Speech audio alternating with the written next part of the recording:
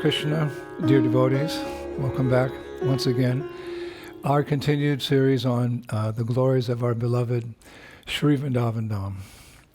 Namo Om Vishnu Padaya, Krishna Pashtaya Bhutale, Srimati Bhaktivedanta Swaminiti Namane, Namaste Saraswati Deve, Gauravani Pacharine, Nirvishesha Shunyavadi Paschata Deshatarane.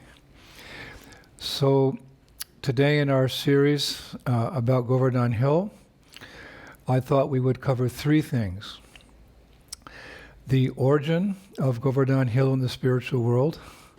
I'm sure you'd like to hear about that. The origin of Govardhan Hill in the material world, and how Govardhan Hill came to Sri Vrindavan Dhama. And first I'd like to quote a very beautiful prayer to our beloved Giriraj, that was composed by Nanda Maharaj's younger brother, Sananda. It's a prayer that many Gaudiya Vaishnavas chant when beginning their Govardhan Parikrama, and when they're halfway through it, and when they conclude their Govardhan Parikrama. That's the tradition. Namo Vrindavan Ankaya Tubhyam Goloka Maline Purna Brahma Tapatraya Namo Govardhanaya Cha. My respectful obeisances to you, who are the crown of Goloka and who sits on Vrindavan's lap. My respectful obeisances to Govardhan, the parasol of the Supreme Personality of Godhead. So when we speak about the origins of Govardhan Hill in the spiritual world, it's a very deep and esoteric pastime. And of course, there's no question of Giriraj's origin, meaning a beginning, because anything and everything in the spiritual world is eternal. But for the purpose of rasa, it appears that there's a beginning, a middle, and an end to the pastimes in the spiritual world. It just appears like that. So, once upon a time, because Prabhupada used that term several times in his books, so once upon a time in Goloka Vrindavan, in the spiritual world, Krishna, Radharani, and the gopis were resting in a very beautiful grove. Such groves are referred to as kunjas, like we sing Jai Radha Madhava Kunja Bihari, Gopijana Balaba Girivardhari. Bihari means enjoyer. So Radha and Madhava enjoy together in the kunjas. Jai Radha Madhava Kunja Bihari. Srila Prabhupada once said that within this song, there's everything in Vrindavan. All the personalities, all the places, all the moods. The song was actually composed by Srila Bhaktivinoda Thakur. And Prabhupada made it a tradition that we sing that before our Bhagavatam classes, or any class that we're giving. So in this particular grove, wherein Radha and Krishna were resting, there were multicolored umbrellas, strands of pearls, and flower awnings. And the air resonated with the sounds of the flute and the mridangas, and the cuckoo birds were singing the fifth note.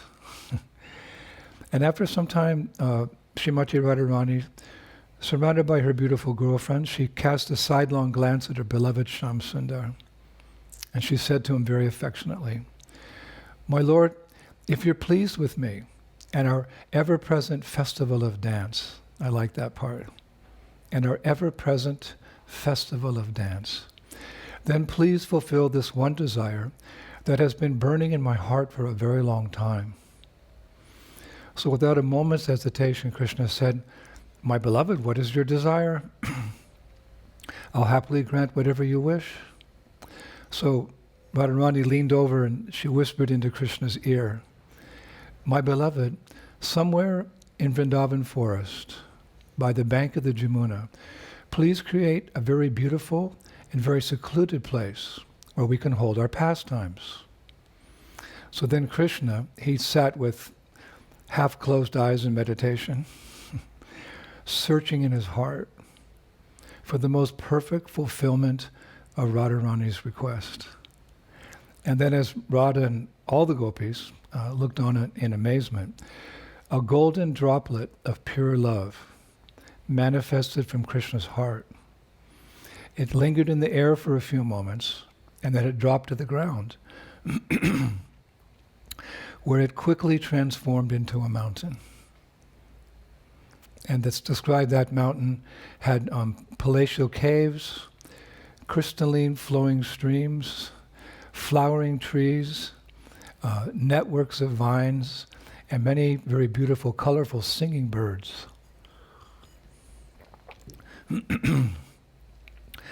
Now the acharyas say that even Krishna was amazed how his love had manifested as a golden drop and transformed into a beautiful mountain. And what's just as amazing is that moments later, the mountain expanded into 100 golden peaks that defeated the beauty of Lord Narayan's palaces in Vaikuntha. So when this mountain manifested with 100 golden peaks, the Brajabasis welcomed it. They had a big kirtan, actually. And then they began discussing what they could call this new arrival. So some of the elder gopas, cowherd men, they suggested calling it Satashringa, the mountain with 100 majestic peaks. Satashringa. But finally everyone decided to call it Govardhan because it appeared an infallible shelter for their their cows.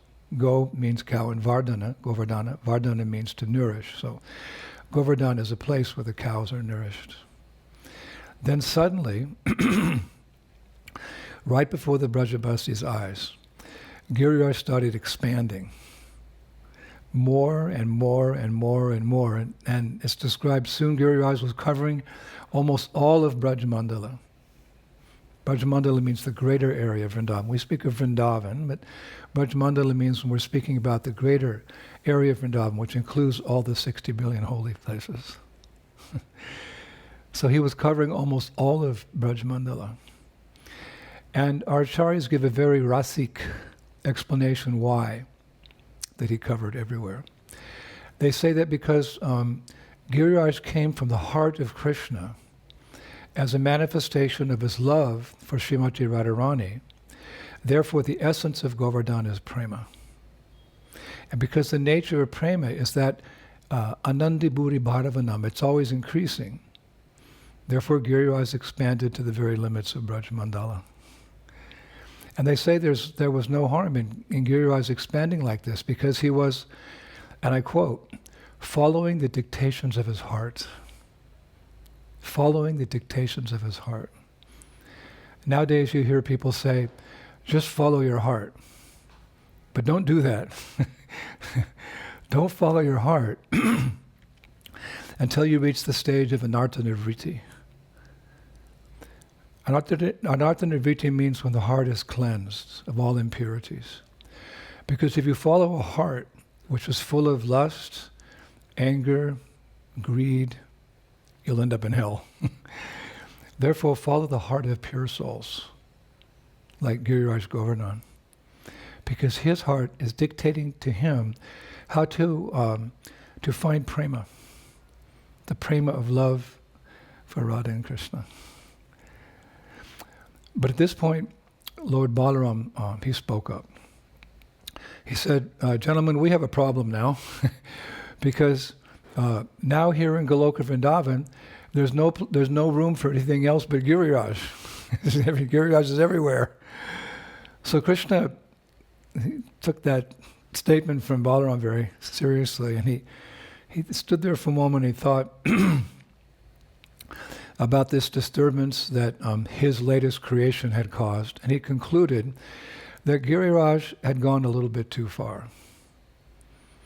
So Krishna chastised Giriraj. He said, Giriraj, why did you expand to such an extent without considering the feelings and needs of others who reside here in Goloka Vrindavan? Then he did something really interesting. He gave Giriraj a little slap. It's described in the Garga Samhita. He slapped Giriraj on his cheek. And as soon as he did that, Giriraj smiled and shrank back to his normal size, which is still quite big. Now, once Giriraj had been corrected, Radharani came forth to inspect this offering of love from the heart of her beloved Krishna. Then she turned to Krishna. She said, "Thank you, my dear one." Then she took the hand of her beloved Shamsundar and went to one of the many secluded places on Govardhan Hill to enjoy their transcendental pastimes. So Rupa Goswami, who's the connoisseur of all these confidential pastimes, concludes that out of the many holy places in creation, this is an Upadeshamrita, of course, I'm summarizing. Out of the many holy places in creation, Vrindavan is the most auspicious. And out of the many holy places in Vrindavan, the most holy is Govardhan Hill. And the most holy places on Govardhan Hill are the two sacred kunds of Radha Kund and Shama Kund. So yeah, that's the origin of Giriraj Govardhan in the spiritual world. So then one might naturally wonder how such an amazing manifestation of Krishna's love, Giriraj Govardhan, he appeared in this place, the material world, which Krishna himself describes as Dukkalaya Shashvatam, a temporary place full of miseries, or Mrityuloka, the place of death. How did he come here? Well, again, it's described in Garga Samhita that one day, just before Krishna was going to descend into this world to fulfill his promise of delivering the pious and annihilating the demons and reestablishing Dharma, he approached Srimati Radharani and he said, "Oh beloved, oh frightened one," because she was getting a little frightened because Krishna was going to leave Braj. So he said, "Oh beloved, oh frightened one, please come with me to the earth planet."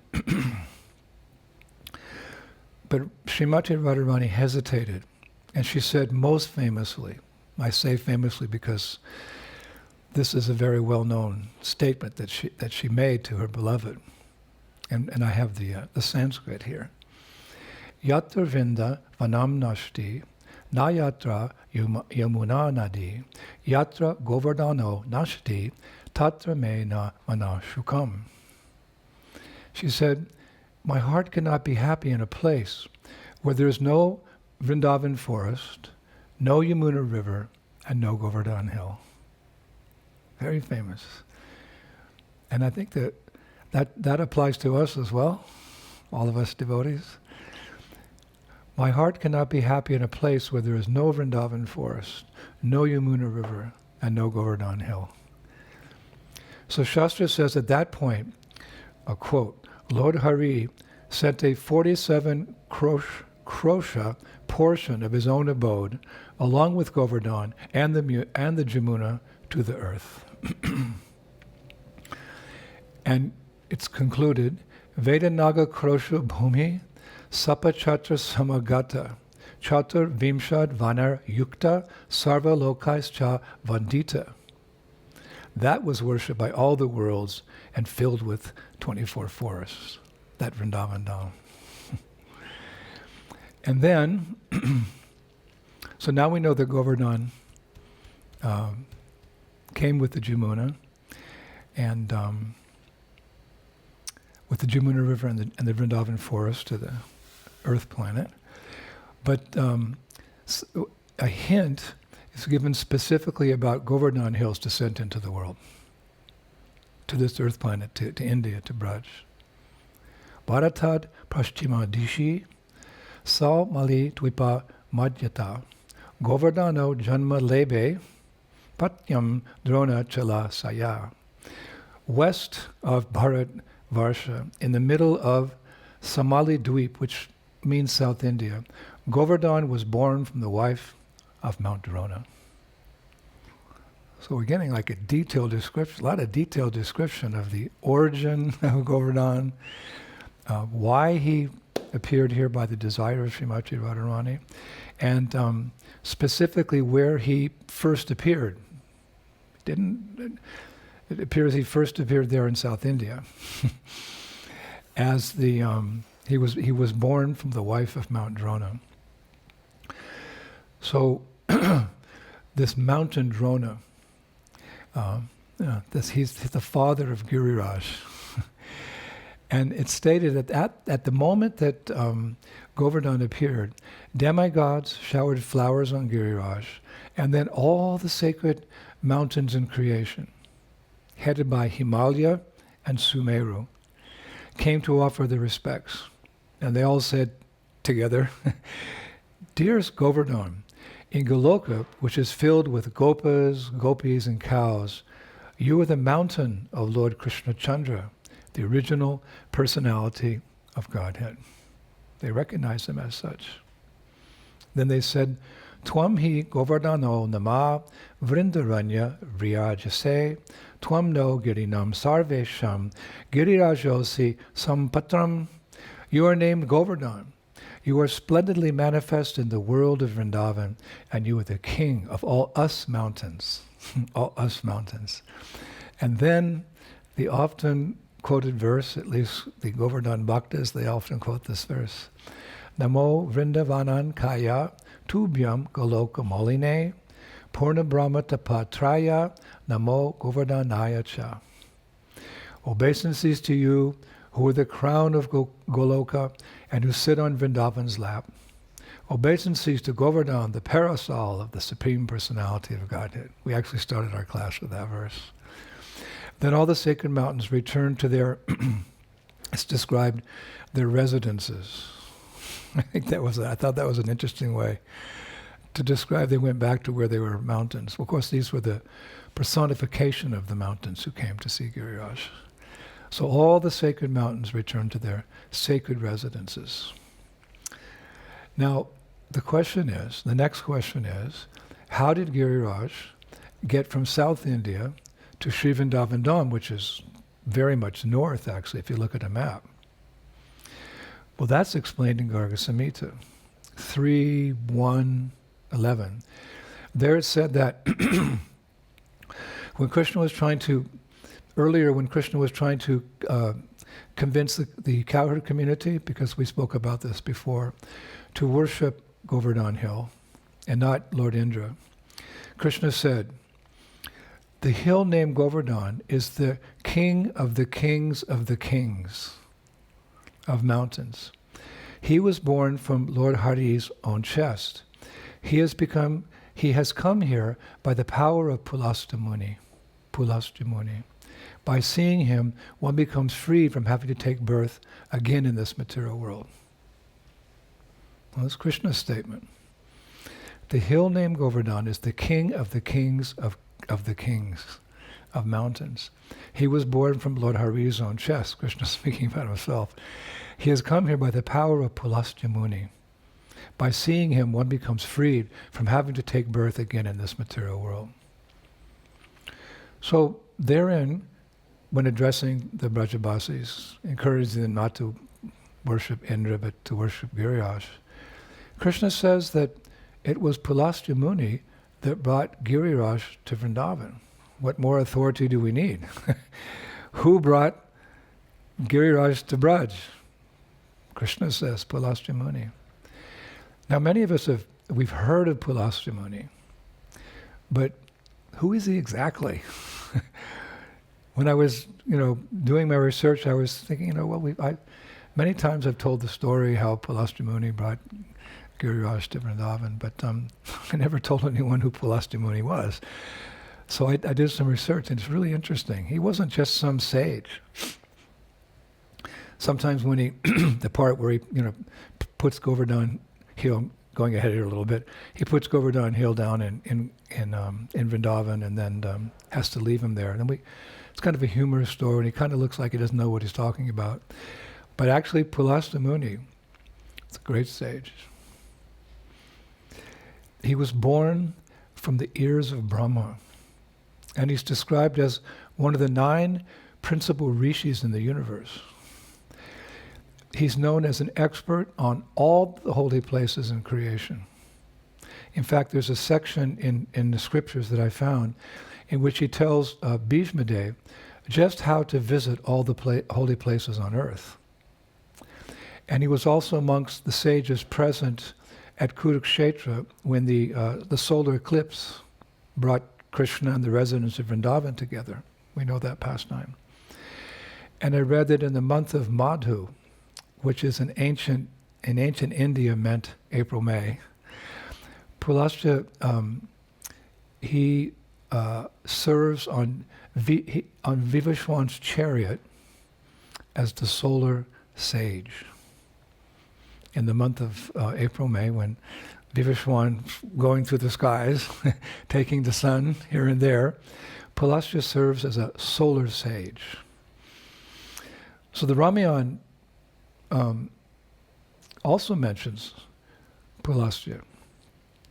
The Ramayana says that he lived long ago on the slopes of Mount Meru, and there he constantly engaged in severe penances and austerity. And at that time, many apsaras, celestial maidens, they would come and sport in that very beautiful region where he lived. It was apparently a very beautiful celestial place. But he was doing his tapasya there.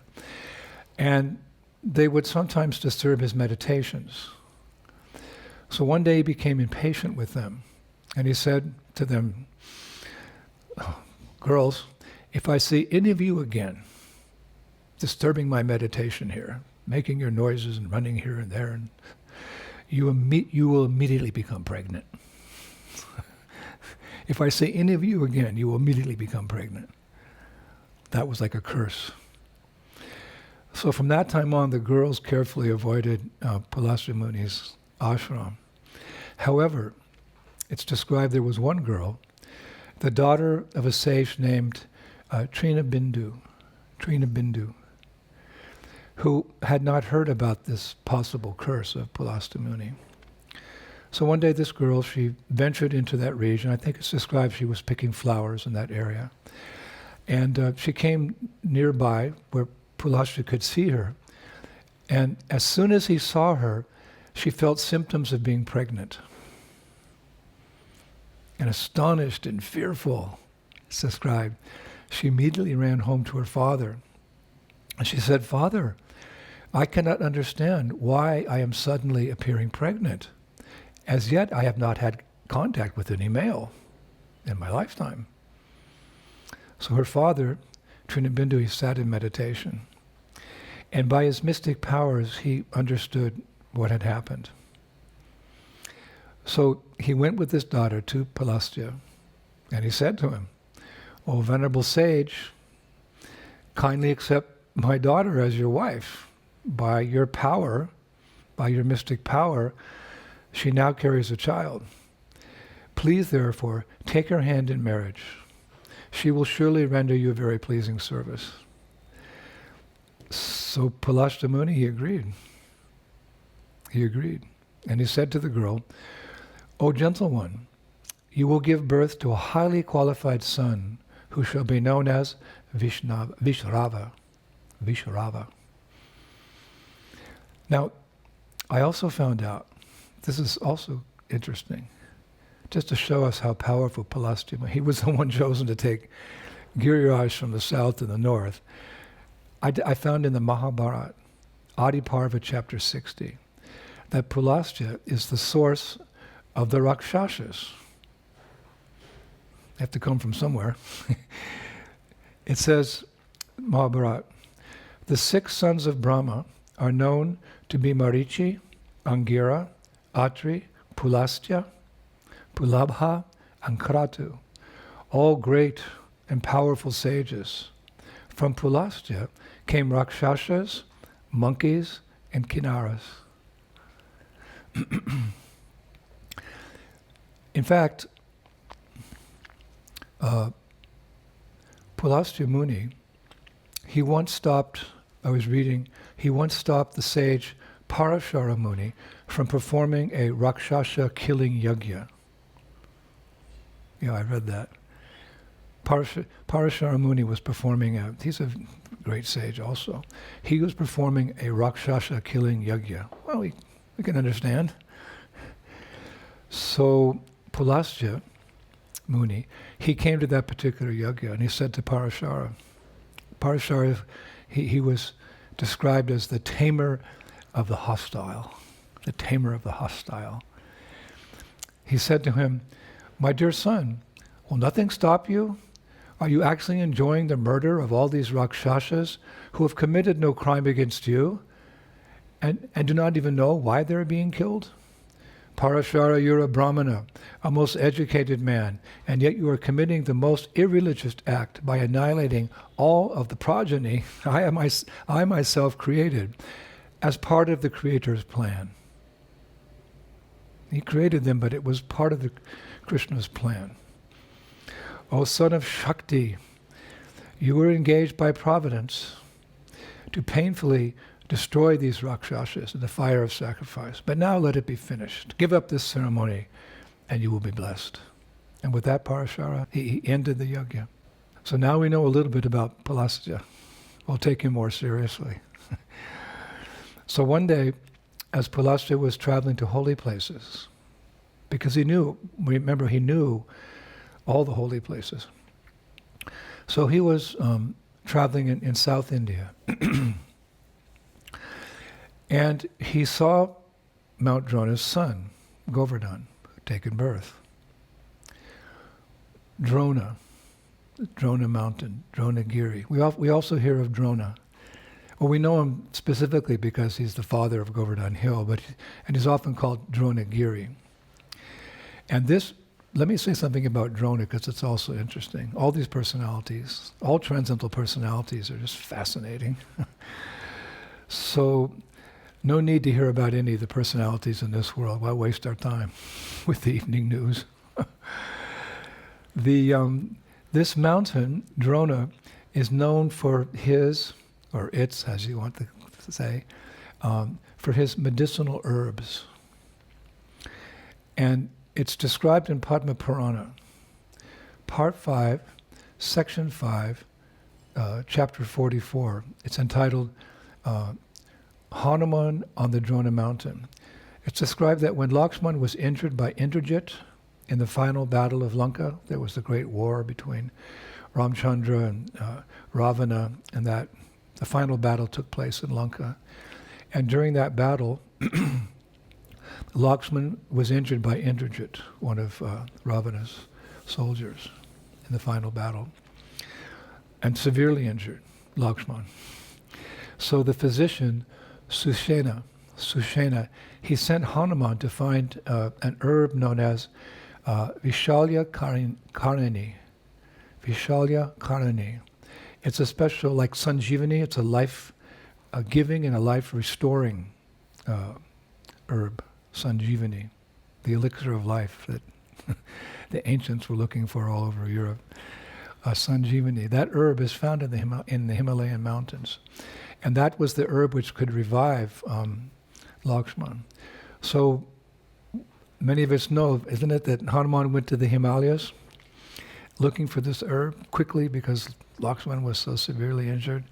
And he chanced upon the Drona mountain, which has all the medicinal herbs. But Hanuman, he couldn't distinguish between which plant was the correct one. There were so many medicinal herbs, so he couldn't figure out which was the correct one. So it's described that in Padma Purana, he uprooted a good portion of the mountain. And he carried it back to South India. Sometimes we hear he took the whole mountain. In this particular description, he took a good portion of the mountain and carried it back to South India, where the herbs were extracted and sent to cure Lakshman, which they did. Now I was reading also that there is still a village, this is in contemporary literature I was reading, there's still a village on the side of what remains of Drona Mountain, and you wouldn't notice that the mountain is split in half, and nothing like that. I saw a picture of, actually, it's a huge mountain, but what remains of Drona Mountain in the Himalayas, there's a village there called Dunagiri, and it said that the villagers of Dunagiri, which sits on the side of that mountain, to this day they have not forgiven Hanuman for defacing the mountain they worship. They worship that mountain. And to this day, the villagers have not forgiven Hanuman for defacing the mountain. And I was reading, they hardly even mention his name in that area. If you go there, to that, because the Drona Mountain's there, you can go and see Himalayas. It's a settled area. And it said they don't even mention Hanuman's name to this day in those villages. And there's no Hanuman temples or deities anywhere in the region. And in the yearly celebration of Ramayan, when the villagers there perform theater, they perform it up to the point where Hanuman was asked to bring the herb. But then they don't show the part where he goes to the Himalayas and he takes the Drona mountain and half of it and part of it and brings it back to, for the herbs that are growing. They don't show that part in their drama. I don't know where they continue, but it's really interesting. Anyway, that's how the Drona mountain, which is the North Indian mountain, ended up in South India. But despite being a portion of the original, the Drona mountain, which Pulastya saw, the father of Govardhan, Drona mountain, that mountain which Pulastya saw was very large and very magnificent. Actually, there's a description in Garga Samhita of Drona mountain as Pulastya Muni saw it. I'll repeat it for you. Quote, the mountain was filled with flowering Madhavi vines, heavy with abundant fruits, filled with the sounds of gushing streams, peaceful, auspicious with many caves, suitable for performing austerities, filled with jewels, charming, wonderful with many colorful minerals, beautiful with graceful slopes, filled with many birds, deer, and nectar trees, and decorated with peacock calls, and which gave liberation for those who yearn for it. And which gave liberation for those who yearn for it. That's why many sages go to the Himalayas, to become self-realized. So, Pulastya, at this point, he's described as the tiger of sages. So he approaches Dronagiri. We'll get on with the story here, it's past time. He approaches Dronagiri. And he says, "O Drona, you are the king of mountains. You are worshipped by all the devatas. You are filled with transcendental medicinal herbs. And thus you always restore the people's lives. I come to you with a request. I am a great sage. I live in Kashi, which means Varanasi. Please give me your son Govardhan. I do not wish anything else. I will take him to Varanasi, where there are no hills or mountains." It's very flat, that area. I've been there, the Varanasi. That's where the Ganges flows there. Many ancient temples there, very mystical place. But there's no mountains. So he was a sage. He said he needed a mountain to perform his penances on. So I wish to take him to Varanasi, where there's no hills or mountains. I will perform austerities on your son Govardhan, who is filled with trees and vines. That is my desire. So, of course, Drona was very attached to his son, but, when a sage asks you for something, it's described actually when a sage comes to your home and asks for something, then the householder must give whatever the sage asks for, because he never asks for more than he can use, and he will use it properly in Krishna's service, and therefore the person who's giving will also receive the benefit. So, but here's, Pulastya Muni asking for a son. So Drona, he felt a little sad, but he turned to Govardhan and he said, "O son, go with the sage to beautiful Bharatvarsha in the north, where people attain the three goals of life, and even liberation in a single moment." So Govardhan said to Pulastya Muni, "Okay, my father said I can go with you, But how will you take me? I'm 8 yojanas long, 5 yojanas wide, and 2 yojanas tall. So Palashya Muni said, my son, please sit in my hand and I will carry you to Kashi. Then Govardhan said, I will stay where I will come with you, and I will stay where you eventually place me. And I will not leave that place. I promise you this. So Palashya was happy that, come and he'd stay forever there in Kashi, Govardhan Hill. So Palashya said, as I take you from Samali Dweep to Kashi, I will not put you down along the way. I promise you this. It's keeping intact his desire to bring him all the way to Kashi, to Varanasi. So with that,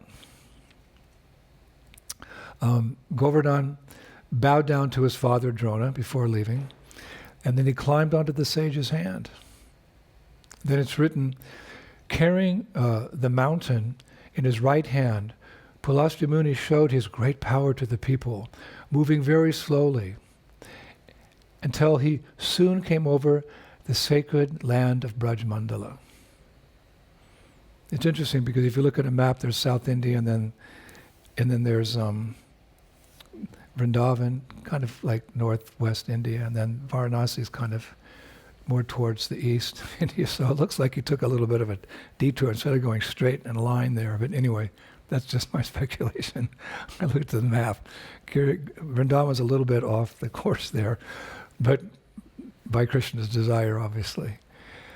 And when they got over Brajmandala on their way to Kashi, Govardhan looked down and he thought to himself, Shri Krishna, the original Supreme Personality of Godhead, who is the master of countless universes, will descend one day to this place, Braja, and enjoy childhood playing with the cowherd boys and with the young girls of Vrindavan. In this way he will spend his youth. For this reason, I should not leave this place where the Jamuna flows. So Govardhan Hill, he immediately made himself very, very heavy in the sage's hand. So heavy, so much so that Palashya had to land in, where Giriraj is now. And he put Giriraj down in Vrindavan. And then he went to take a bath in the Jamuna, it's described. And then Palashya Muni came back and he said to Govardhan, okay, stand up, we're going to continue on our way. But Govardhan didn't stand up. He didn't stand up. Even when the sage, by his mystic powers, tried to lift him up, he didn't move an inch. And Giriraj reminded the sage that, anywhere where you put me, I'll stay there, I won't move, so I'm not moving. So Palashya Muni became very angry, and he cursed Govardhan. We know, many of us, we know that curse is there. And but here's the Sanskrit from the Garga Samhita. Shri Giri Twayati Durishtena Nakrito me Manoratha Tasma tu Tila Matram hi Nityam Tvam Shinatvam Braja. O arrogant mountain, you would not fulfill my desire, therefore every day you will become smaller by the size of a sesame seed. Sometimes we hear mustard seed or this seed, but a seed, a tiny little seed. That was the curse. O arrogant mountain, you would not fulfill my desire, therefore every day you will become smaller by the size of a sesame seed. And indeed, ever since then, Giriraj has been shrinking the size of a sesame seed every day. And unfortunate as that may be, he's still there. He'll be there for a while. And Garga Samhita ends this Leela with an appropriate verse, a very beautiful shloka that we can take shelter of. Yavad Bhagirati Ganga, Yavad Govardhano Giri, Tavat Kele Pravayastu, Bhavishyati Karhichit. As long as the Bhagirati Ganges is present, and as long as Mount Govardhan is present, the power of Kali Yuga will not be present. As long as the Bhagirati Ganges is present, and as long as Mount Govardhan is present, the power of Kali Yuga will not be present. So this is Kali Yuga, and we see Kali Yuga's becoming very much manifest. But we can understand this is nothing compared to what will be seen in the future. Let's take it like that. This is over 400,000 years. I think 428,000 years Kali Yuga. So the Ganges River is present and Govardhan is present. Another way we can understand that is that if we take shelter of these transcendental waters, of the Ganges and rivers like the Jamuna, and we take advantage of the mercy of Govardhan Hill to come to Giriraj and do Purukam and pray for his mercy, pray to be a good devotee of Krishna, Haridas Varya like he is, or to worship him as the Supreme Personality of Godhead and get his blessings in that sense, then the influence of Kali Yuga will not affect us. That's the idea. A devotee can remain transcendental, even in this world, by seriously practicing Krishna consciousness. So as long as the Bhagirati Ganges is present, and as long as Mount Govardhan is present, the power of Kali Yuga will not be present. And if Kali Yuga increases, then let's take shelter of the Ganges and the Jamuna and Govardhan and the forests of Vrindavan and Prabhupada and all the Vaishnava devotees. And to the degree that we do that, we will not be influenced. Now, before finishing, I'd like to mention that Rupa Goswami has given another version, why Giriraj is shrinking. And this is my favorite version. This is, of course, Garga Samhita says one thing, so we must accept that, but this is my favorite version. He writes that after Krishna left Vrindavan, Radharani and the gopis searched the whole Braj Mandala for Krishna, thinking it couldn't be true. He wouldn't leave us. So as a last resort to find him, they came to Govardhan Hill, knowing that Govardhan Hill was one of Krishna's, or is one of Krishna's favorite places of pastimes. So they went looking for Krishna around Govardhan Hill. They did Parikrama 12 times, asking every creeper, every bush, every tree, every shila, every speck of dust, every animal, have you seen our Krishna? Have you seen Krishna? They looked everywhere, but they couldn't find their beloved Shyam Sundar. So finally, Rupa Goswami describes, they accepted the transcendental reality that Krishna had left Vrindavan. And being such humble souls, they were thinking, maybe the ladies of Mathura are showing deeper love for Krishna than we do. And that fact has attracted him to Mathura. And thinking in this way, they fell to the ground and they cried and they cried and they cried and they cried. All their tears made little puddles at the feet of Giriraj Govardhan, just next to his slopes as they came down. So Giriraj, seeing this, out of compassion and out of sympathy for the Braja Gopis, he started shrinking. Just feeling so much compassion for them, he just started shrinking, the size of one sesame seed every day. That is Giriraj, and that, my dear devotees, is the love we see in Sri Vrindavan Dhama. Such a special place. Our only desire should be to reside there. We have to become so serious about our practices, not become deviated for a moment. Nothing compares to Sri Vrindavan Dhama, to the divine couple, the cowherd boys, the gopis, the elders, the cows, the peacocks, the trees, the dust of Braj. And when we hear these pastimes, even in our neophyte stage, we can feel our hearts being pulled. If only because that was one of Srila Prabhupada's favorite places. As we mentioned during a lecture a few weeks ago about Prabhupada in Vrindavan, we saw how much Prabhupada loved Vrindavan. There he performed his final pastime. And there his sacred samadhi resides. So we have so many reasons to want to be in Vrindavan. And if we can't be there physically, we can be there like this. Anyone can take up a Krishna book and read about Krishna's Vrindavan pastimes. You can go into more detail reading Srimad Bhagavatam.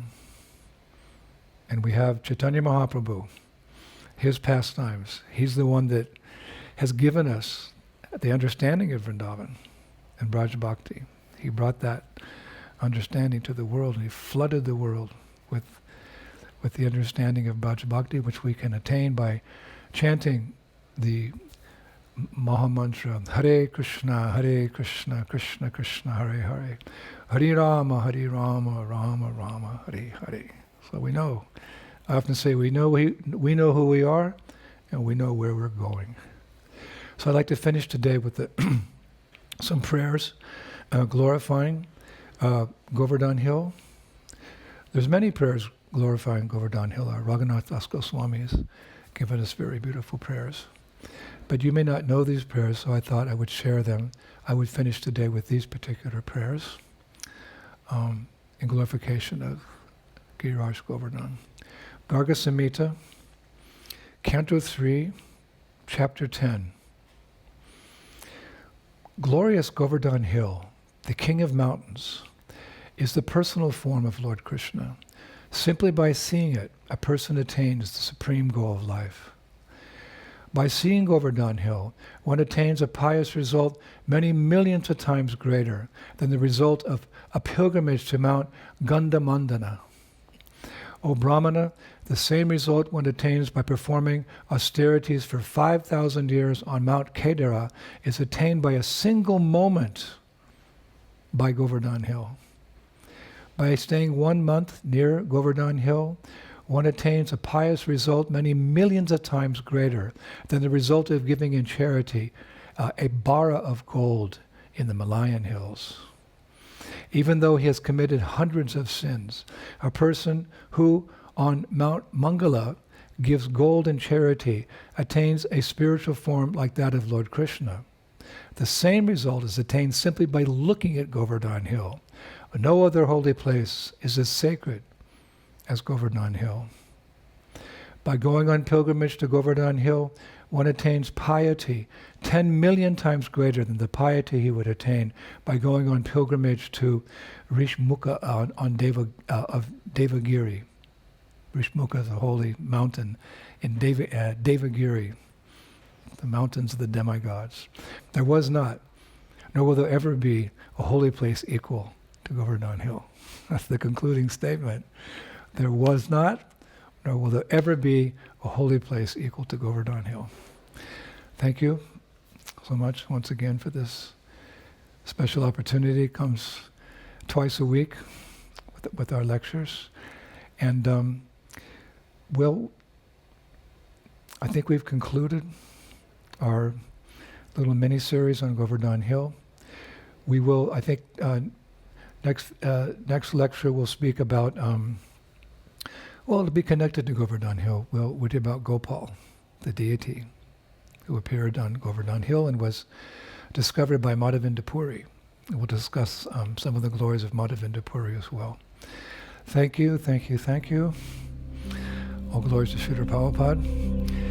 Shri Shri Gaurnitai ki, Shri Krishna Balaram ki, Shri Shri Radha Shama Sundar ki, Vrindavaneshwari Srimati Radharani ki, Giriraj Govardhan Lala Vamsiwala ki, Srila Prabhupada ki, Goloka Vrindavan Dhama ki, and as we always say, we must say, by the mercy of Chaitanya Mahaprabhu, let's take ourselves and let's take all the fallen conditioned souls and all the three worlds back home, back to Godhead.